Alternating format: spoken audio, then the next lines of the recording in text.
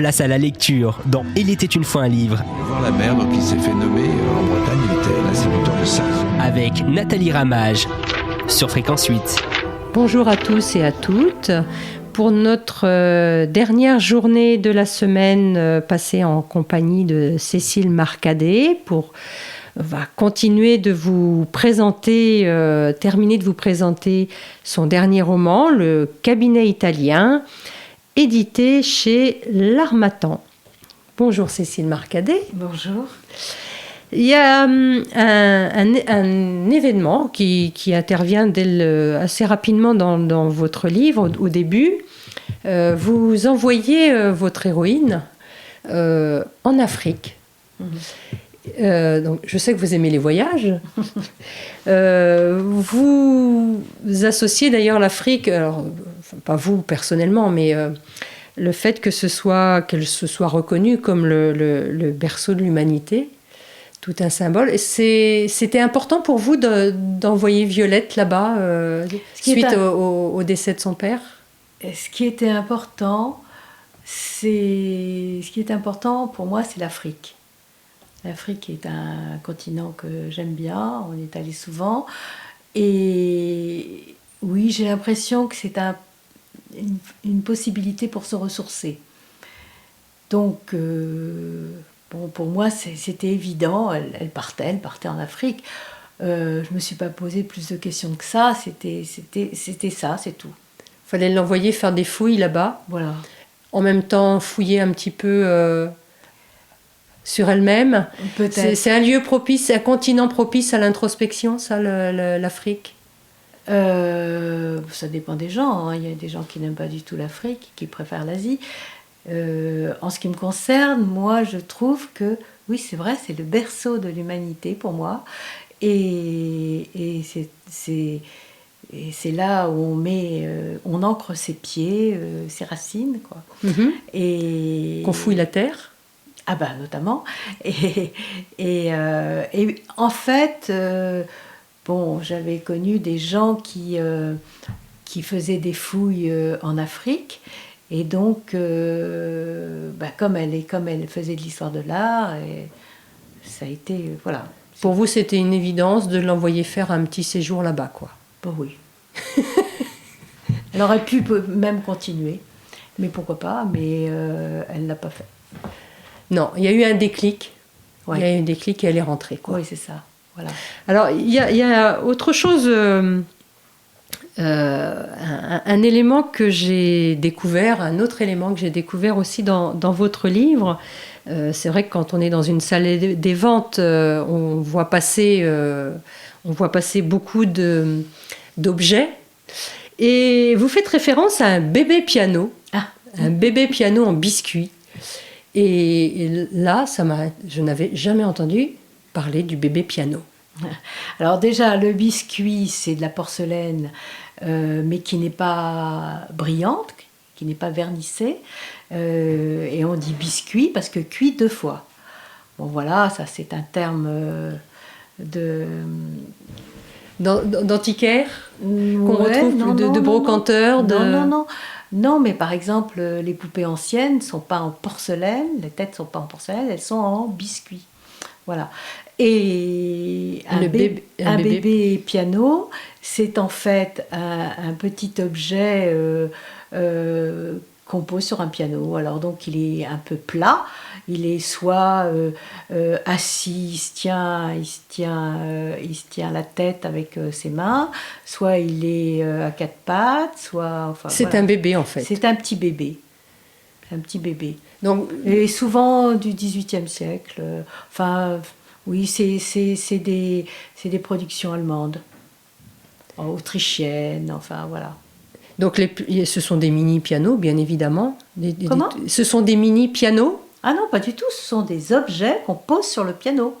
C'est une décoration, comme les biscuits de Saxe, tous ces petits personnages, voilà,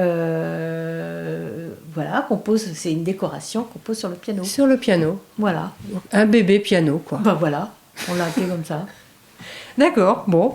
Alors j'ai découvert le cabinet, le cabinet italien, je le connaissais, mais le bébé piano, je ne connaissais pas ce terme et que ça pouvait faire l'objet de... Mais dès lors que c'est ancien, finalement, ça peut faire l'objet d'une vente aux enchères, quoi. Bien sûr. Et d'un collectionneur. Bien sûr. Donc, voilà, dans ce roman, qui était très, très différent du premier, vous avez un petit peu fouillé ce milieu des collectionneurs, des commissaires-priseurs. Donc si vous voulez, si les auditeurs veulent en savoir davantage sur ce milieu, qui est quand même un milieu assez confidentiel, j'imagine, surtout les deux collectionneurs que vous avez mis en scène sont des collectionneurs, comme je disais, hauts en couleur et qui ne collectionnent pas des bouchons de bouteilles ou des, comment vous avez dit, des capsules. Des capsules ou des couvercles de boîtes à fromage. Hein. Donc là, on est vraiment sur du haut de gamme. Voilà, on se régale à découvrir ce milieu si on ne le connaît pas. Donc, je rappelle le titre, donc, Le cabinet italien, donc, chez l'Harmattan, donc, qui est publié en 2020, hein, qui est assez récent. Donc, comme tout bon auteur, j'imagine que vous avez pris le virus de l'écriture. Tout à fait, oui, j'ai toujours écrit. Et là, Vous avez toujours écrit, même avant Accord et Acri. Oui, mais pas des romans, mais des petites histoires. J'écrivais un petit bulletin dans une association. Enfin, bon, L'écriture a toujours fait partie de votre vie. L'écriture a fait partie de ma vie, toujours. J'écris plus que je ne sais parler. et oui, je continue à écrire. J'ai un autre roman qui est terminé, mais qui attend un éditeur, comme toujours. C'est toujours le plus difficile. Et voilà. Donc les deux premiers ont été chez l'Harmattan. Chez l'Harmattan. Pourquoi pas chez l'Harmattan, mais ça suppose de bien l'avoir fait corriger, etc. Parce que ils n'ont pas de correcteur et c'est très désagréable de retrouver des fautes quand on lit un livre. Donc là, tout le travail, c'est un petit peu le profil de l'éditeur. C'est vous qui amenez tout le travail une fois fini, quoi. Corrigé, mis en page. Voilà, je choisis la maquette de couverture, je fais la 4e de couverture. Tout est... Toute la mise en page, oui, c'est moi qui l'a fait. Voilà, tout revient à l'auteur, en fait. À l'auteur, oui. C'est un travail supplémentaire. Ouais. Et surtout, c'est l'auteur qui fait sa propre promotion. Aussi. Ça, c'est très difficile pour moi. Surtout en ce moment, effectivement, pour les auteurs, c'est un petit peu compliqué de diffuser, de promouvoir. Mais oui, il n'y a pas de salon, il n'y a pas de dédicace, toutes les choses qui permettent, qui ouvrent des horizons, quoi. Vous parliez de maquette de couverture, c'est vrai que vous avez choisi un marteau. Oui. Enfin, un marteau de commissaire-priseur, hein, pas un marteau de charpentier.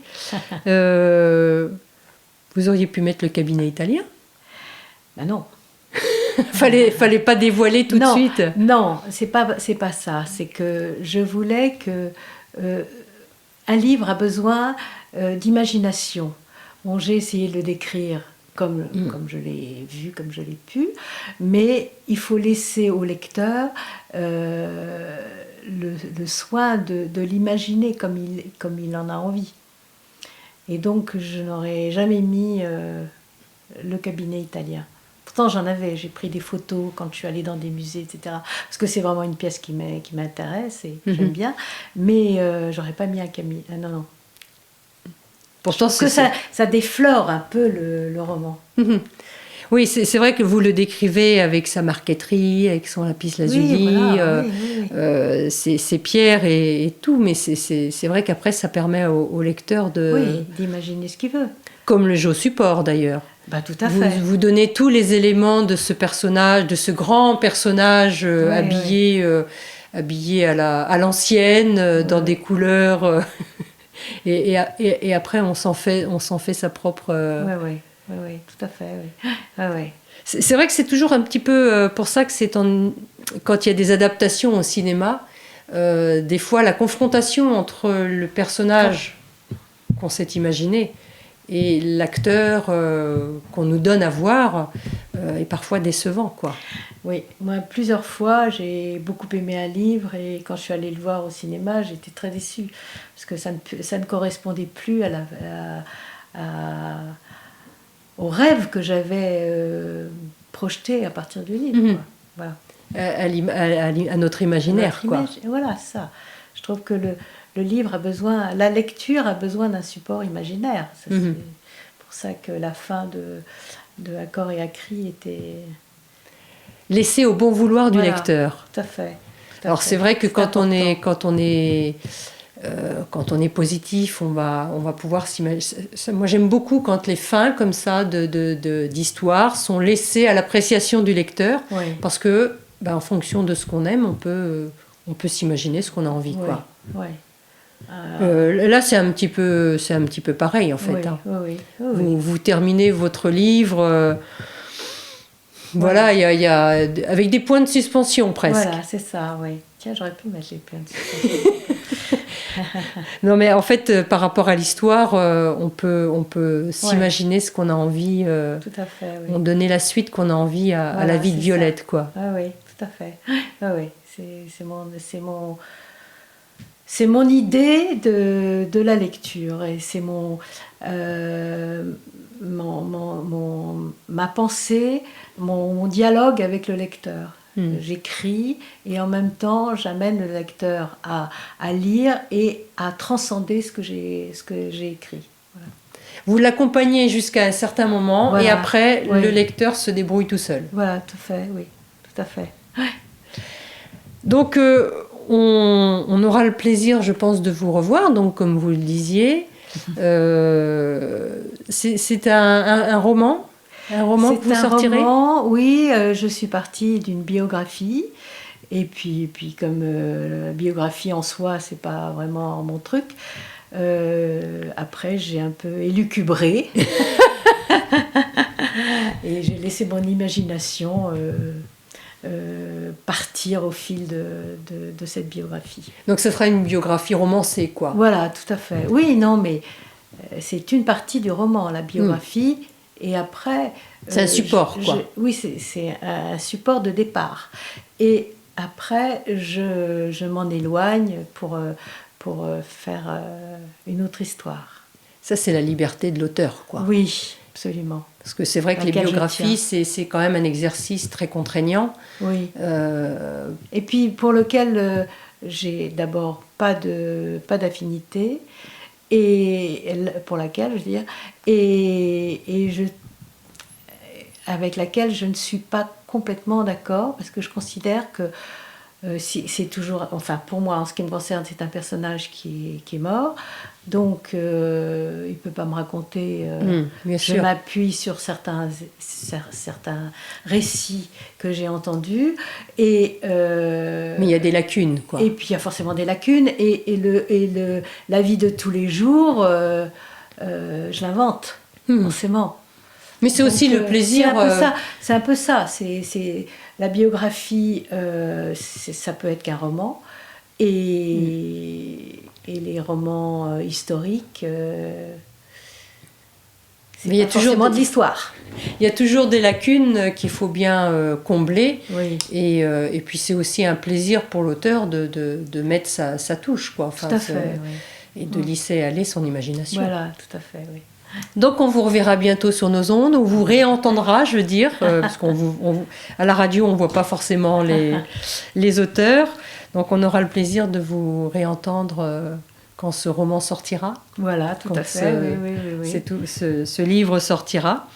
Merci de votre disponibilité, merci de ce temps que vous nous avez accordé.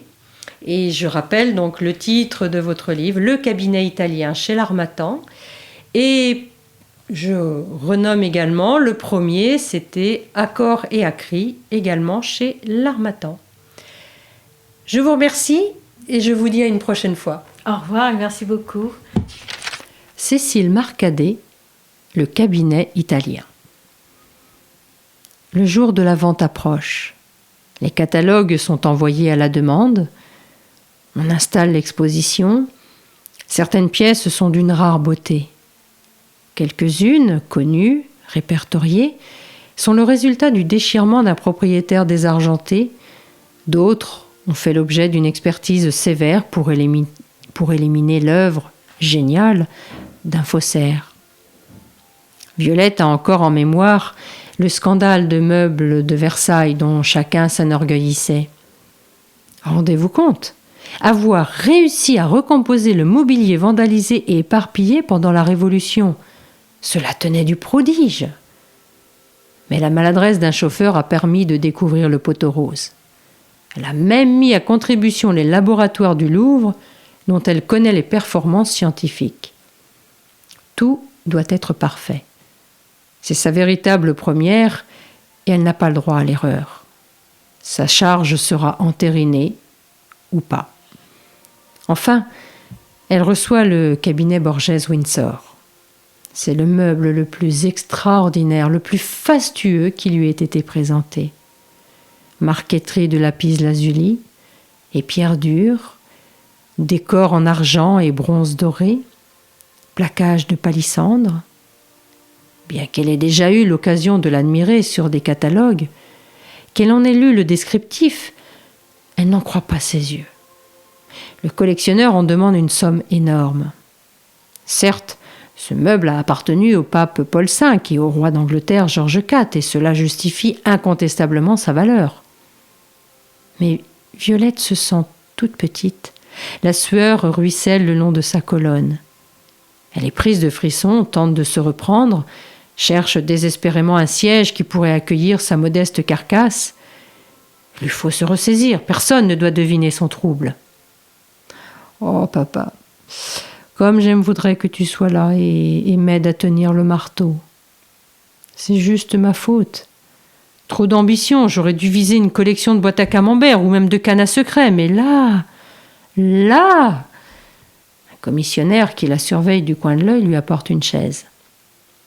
Ne vous inquiétez pas, on le connaît ce meuble, il est déjà passé en salle des ventes. Il appartenait à monsieur Balkany. Tout va bien se passer. Merci. Ça se voit tant que ça? Vous savez, les belles pièces comme celle-là tournent. C'est un bon placement. Alors, quand on a besoin de se renflouer, c'est ce genre de choses qu'on choisit en premier. Et vous n'êtes pas la première à vous troubler à sa vue. Juste un petit conseil.